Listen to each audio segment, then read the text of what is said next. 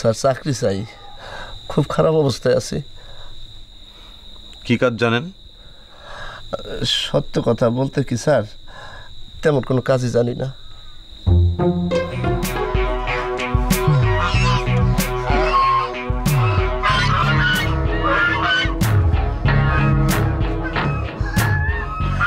Hello hello brother, hello. এগুলি আবার কি আছে, ঠকুর দিব নাকি? হ্যালো ব্রাদার, এখানে কেউ আছেন? হ্যালো।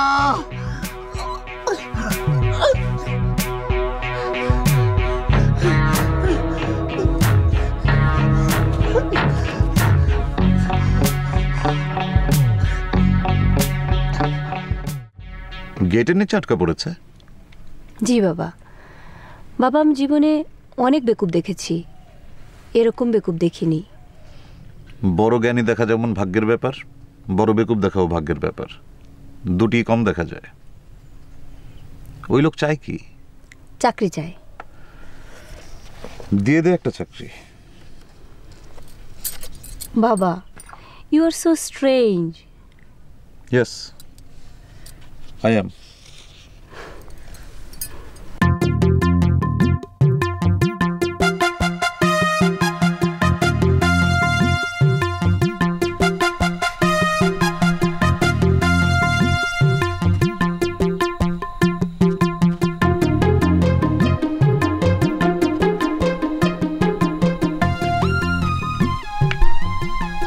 এই নেন চা খান।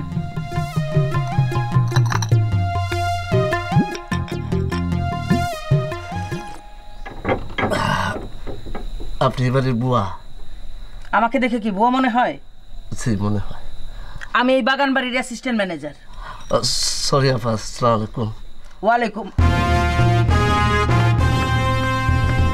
যে মোটা আর যে মেজাজ, এই বাড়িতে চাকরি করা যাবে না।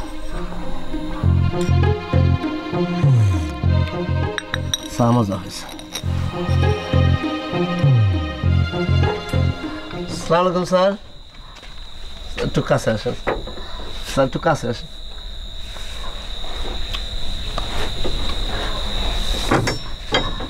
আমার কাছে কি জান? স্যার চাকরি চাই, খুব খারাপ অবস্থায় আছি। কি কাজ জানেন? সত্য কথা বলতে কি স্যার, তেমন কোনো কাজই জানি না। পড়াশোনা? এসএসসি পাস করতে পারিনি, 2 বার ফেল করার পর হেড স্যার বললেন, যাদের মাথায় ব্রেন থাকে না তাদের মাথায় থাকে গোবর। তোর মাথায় গোবরও নাই, তারপর আর পড়াশোনা করি নাই।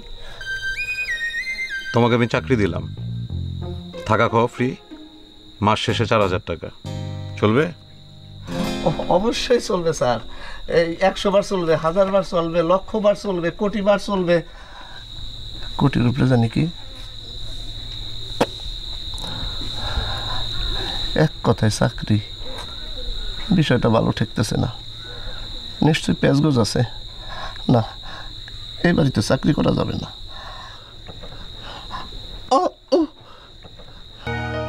বাবা, ওনার কাজটা কি? সে নানান ধরনের বোকামি করে আমাকে আনন্দ দেবে, এটাই কাজ। শোন মা, একটা বয়সের পর মানুষ আর কোনো কিছুতে আনন্দ পায় না। Winter of discontent. আমার এখন সেই বয়স।